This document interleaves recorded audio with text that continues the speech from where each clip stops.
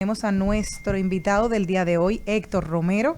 Muy buenas tardes, Héctor. Muy buenas tardes, muchas gracias por la invitación a su programa.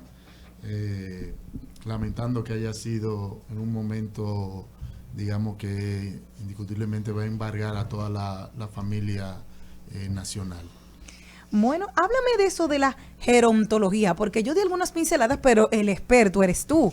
¿Qué es esto de la gerontología? Que normalmente en República Dominicana se conoce muy poco. Yo lo escuché la palabra el otro día y dije, ¿qué es eso? Yo empecé a buscarlo en el diccionario, porque no es algo que sea como de nuestro común. ¿Qué es la gerontología?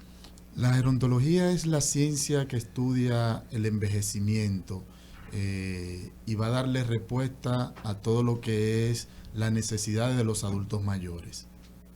Como ciencia, podemos decir que una ciencia nueva que empieza, tiene su inicio a mediados del siglo pasado en los países más desarrollados, en el caso de Inglaterra, España y Estados Unidos, sobre todo, que es donde se forma la primera asociación de gerontología y geriatría.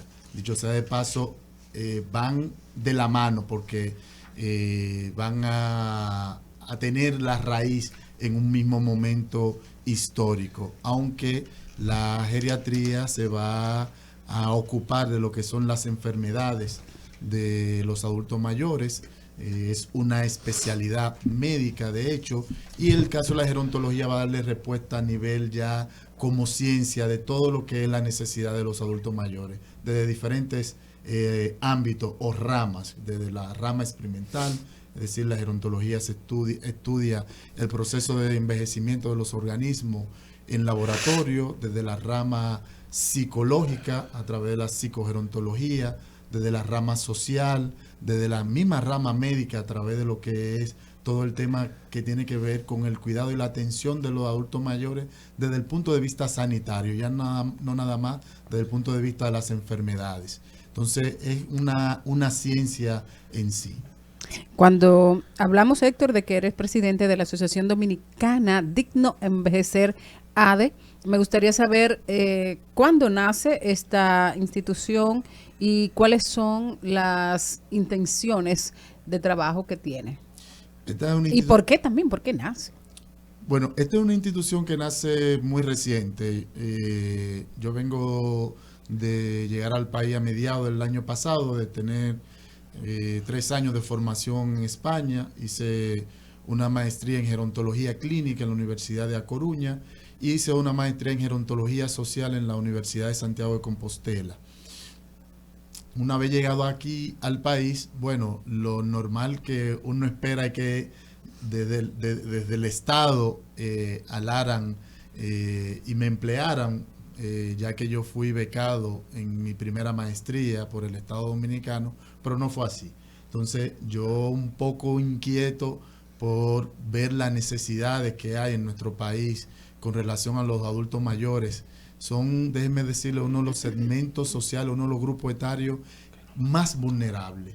Inclusive en temas tan espinosos y tan delicados como es el tema de la violencia, ya sea de esta física, ya sea esta verbal o ya sea a través de la negligencia, el adulto mayor podríamos decir que según algunos estudios iguala o supera inclusive al caso de la violencia contra la mujer, pero está silenciado. Wow. Nadie habla de eso, nadie habla de los adultos mayores, y es por esto que revisando un poco inclusive la misma ley 358-98 y viendo que se cumple en muy pocas medidas en nuestro país, decidimos entonces hacer esta asociación que tiene como fin luchar por los derechos de los adultos mayores, brindarles oportunidades que la sociedad le ha estado negando y brindarle también espacio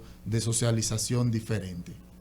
En el caso de los ancianos, de los adultos mayores, que es la palabra correcta, ¿qué tú encontraste? ¿Cómo podemos dinamizarlo? Porque normalmente hay un paso que tú dices, bueno, ya está camina más lento, vamos a sentar, lo sientan en una silla, como tú dices, siempre lo van recostando. A los adultos mayores nadie piensa en que vamos a nadar, vamos a montar bicicleta, vamos a tener ciertas actividades para que su cerebro esté elástico siempre y se mantenga en movimiento. ¿Qué podemos hacer nosotros? ¿O se necesita a un especialista que haga esto? ¿O en la casa podemos ayudar a nuestros ancianos, a nuestros adultos mayores? En la casa lo podemos ayudar. Se necesita indiscutiblemente, en algunos casos ya, de manos expertas, pero en la casa se puede ayudar y sobre todo nos podemos ayudar desde que tenemos inclusive edades anteriores a la de adulto mayor, con una vida activa que podamos mantenerla después de los 65 años. Es decir, nuestra sociedad tiene un cliché de creerse que al adulto mayor le corresponde la soledad, la habitación, le corresponde el sillón sentado, le corresponde como mucho quizá ir a la iglesia. Y no es así. El adulto mayor debe de mantenerse activo. Yo siempre hago la comparación. Si hay una edad en la cual el ser humano necesita mantenerse activo, mantener su cuerpo en movimiento, es en la edad después de los 65, los 60, 70 años, porque a esa edad el sedentarismo, la vida de poca actividad va a convertirse indiscutiblemente en procesos muchas veces de enfermedades, en procesos, incluso yo siempre digo, una persona de 40 años dura 8 horas sentado frente a un computador y se para de ahí sin problema.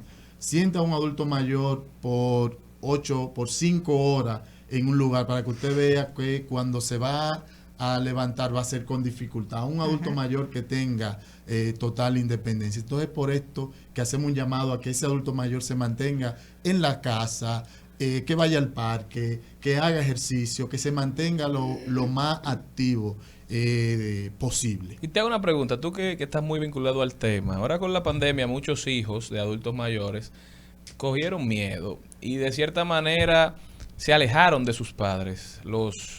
Los llevaron hacia un exilio voluntario, pero quizás tratando de protegerlos. Eso diezmó mucho la vida de los adultos mayores que no tenían acceso a ver a sus nietos, no podían salir de la casa.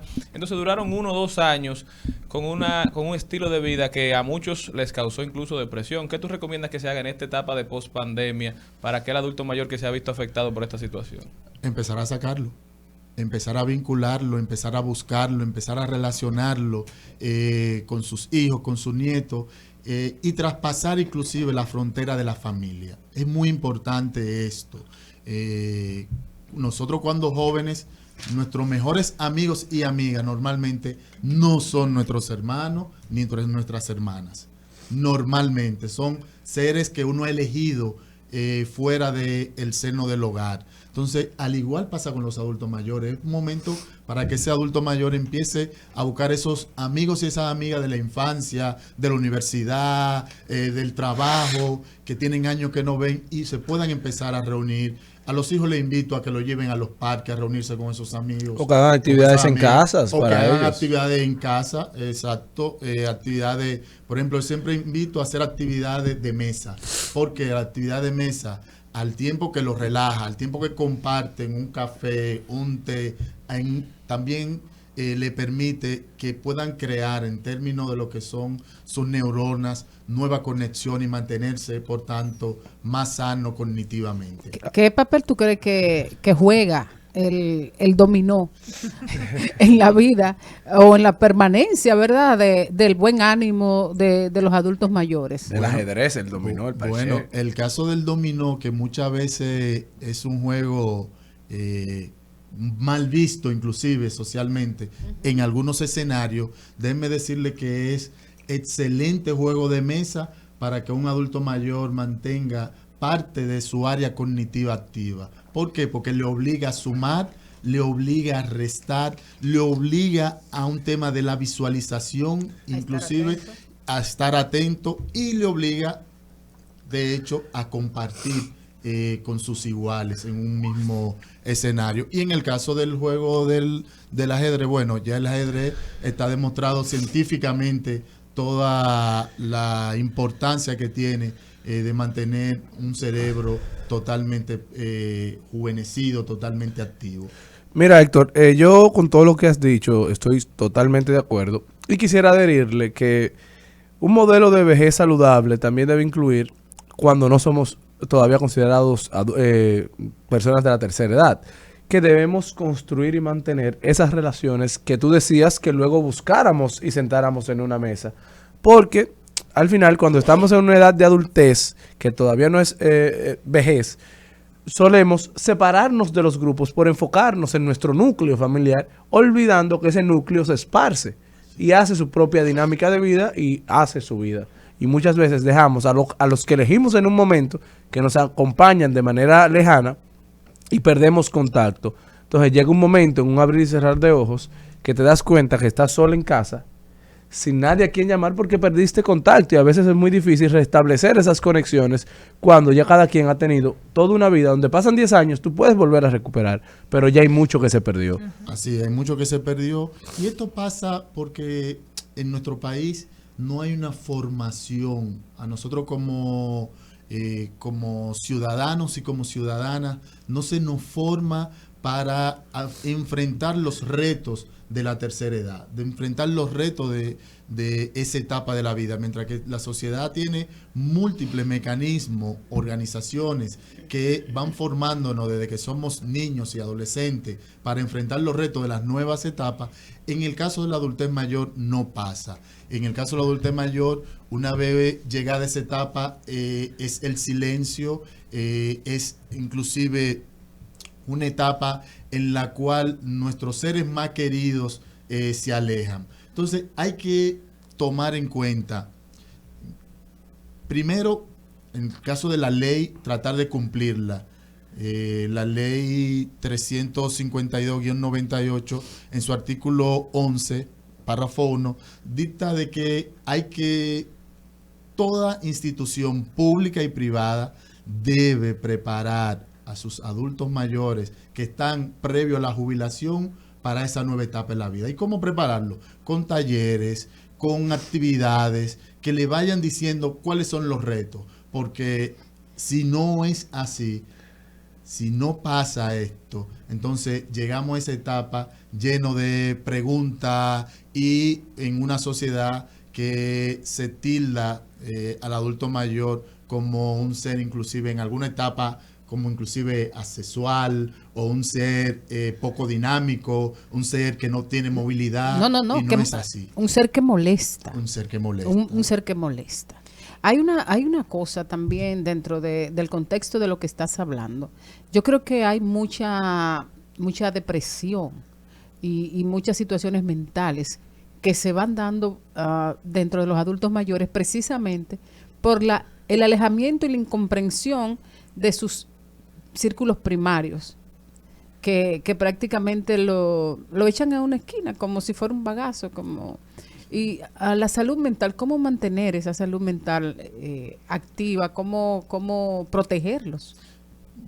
Nosotros hemos creado un modelo precisamente porque hay una, digamos, se va a dar al mismo tiempo entrada de esa etapa de la adultez mayor, va a combinarse muchas veces con el dejar de trabajar cuando la persona puede jubilarse, tiene la oportunidad de jubilarse. Uh-huh. ¿Qué pasa? Que cuando la persona se jubila, deja en términos social de ser quizá el elemento que en la trayectoria durante los pasados 40 o 50 años le ha dado prestigio social, le ha dado vinculación social, de repente desaparece.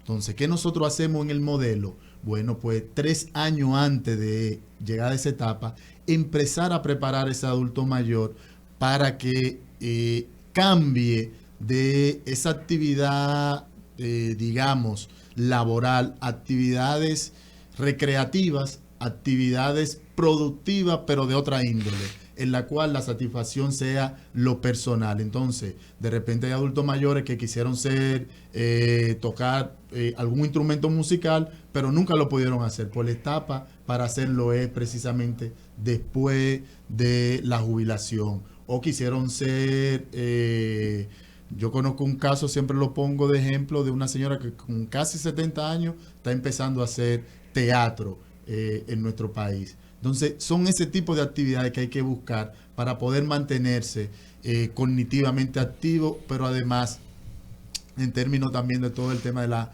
relación. Entonces, este modelo ese es uno de los pilares del modelo. El otro pilar es el pilar de la dignidad y tiene que ver con desconstruir todos estos estereotipos que hay sobre la etapa del adulto mayor, desconstruir toda esta visión errada que hay sobre el adulto mayor y inclusive esa autopercepción muchas veces que hay en los mismos adultos mayores de creerse de que ya ellos no dan.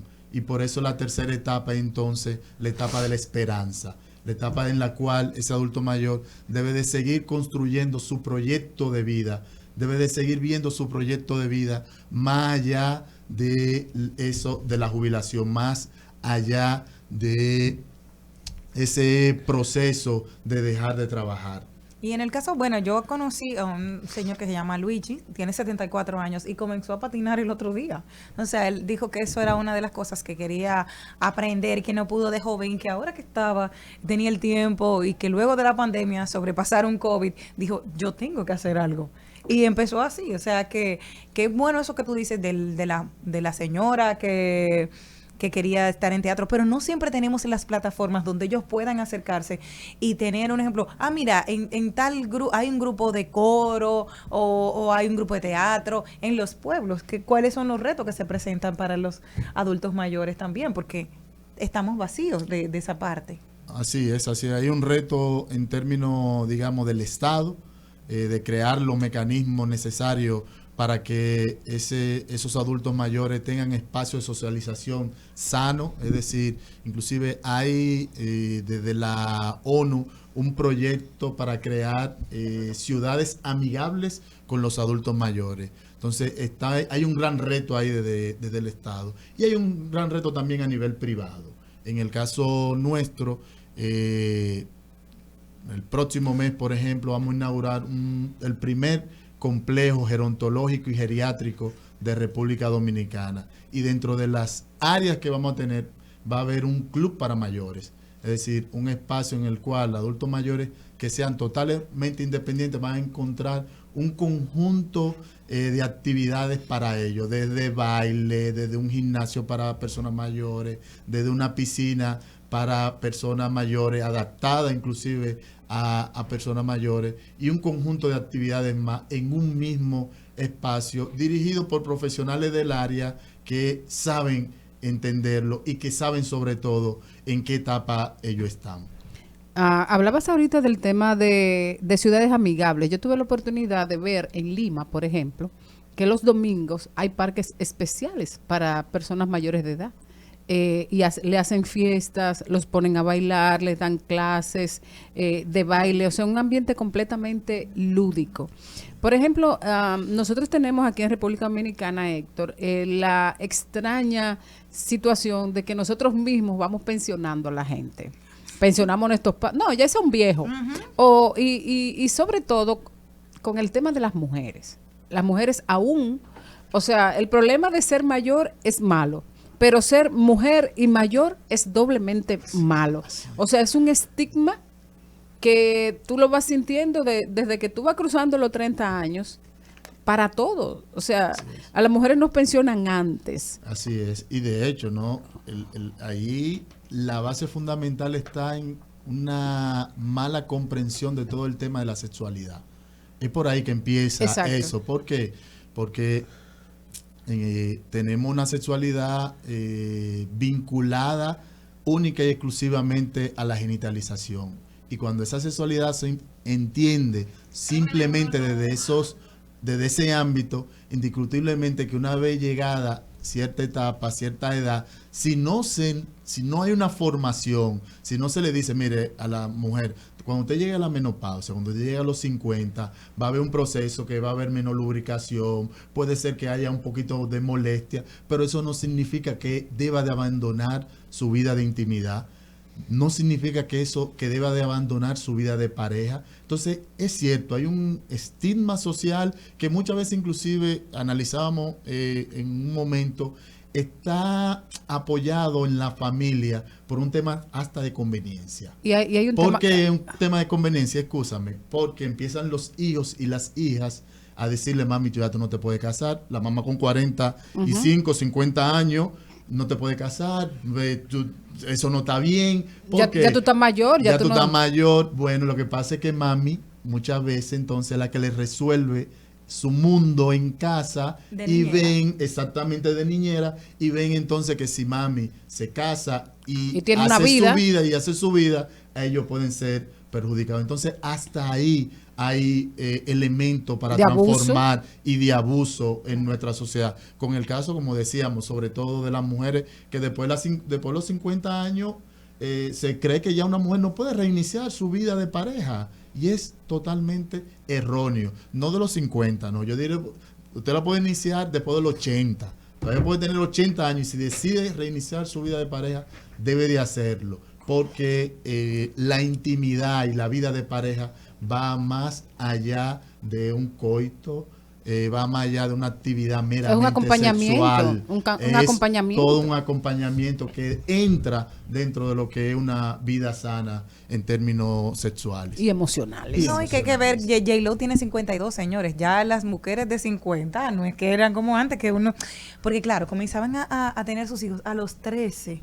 Y ya, claro, una mujer a los 13 se ha sacrificado tanto que cuando venía a tener que 33, sus hijos ya tenían ¿cuánto? 19, casi 20. Entonces, eso también, que a ti te destruía porque era un adolescente. Entonces, hemos retardado la mujer en el caso de tener las relaciones sexuales, algunos casos, pero no todo, no es el común. Y saber que tiene J-Lo 52, o sea, es la mejor manera de ver la vida, de que tú estás muy cerca. Dime, ¿cuándo se va a implementar esto que te han dicho para el modelo de la jubilación y la vejez saludable? El modelo tiene dos formas de implementación. Yo le decía anteriormente, por ejemplo, que el modelo está diseñado para implementarse 3 años antes de la jubilación. Hay sociedades como la norteamericana que inclusive son 5 años antes de la jubilación, la persona empieza a prepararse para esa nueva etapa de la vida. Y por eso, indiscutiblemente, usted ve en Estados Unidos que los adultos mayores son tratados de otra forma y que ellos mismos tienen otra percepción de sí mismos. Exacto. En el caso nuestro decimos que 3 años antes, por lo menos. Y tiene otra forma de aplicación y es ya a través de un taller de inmersión de un día completo. Acabamos el pasado 28 de mayo, con motivo del Día de las Madres, de hacer este taller de inmersión con más de 40 mujeres, entre ellas la gran mayoría de la tercera edad, en Manresa Loyola, y fue una actividad muy gratificante. Bueno. Pueden inclusive ver los testimonios de estas damas a través de nuestras redes sociales, en ASO Digno Envejecer, en Instagram, seguirnos y ver esta actividad. Esta es una de las formas de implementar el modelo a través de este taller de inmersión, y estamos como asociación y de manera personal dispuestos a implementarlo en cualquier institución del Estado o en cualquier institución privada que quiera darle realmente calidad de vida a sus trabajadores y a sus trabajadoras, más allá de la puerta de la empresa, más allá de los 65, 60 y pico de años que llegue el momento de su jubilación. Qué maravilla. Bueno, pues, Charlene, dale. Justamente. Y los dos se quedaron. Bueno, queremos agradecerle a Héctor Romero, gracias por todas esas informaciones, te deseamos mucho éxito y cuando ya esté funcionando el centro, que tengas cualquier novedad que comentar, siempre cuenta con este programa, que vamos a estarte dando seguimiento y apoyando ese proceso, porque es un proceso en el que creemos. Muchísimas gracias a ustedes por la invitación.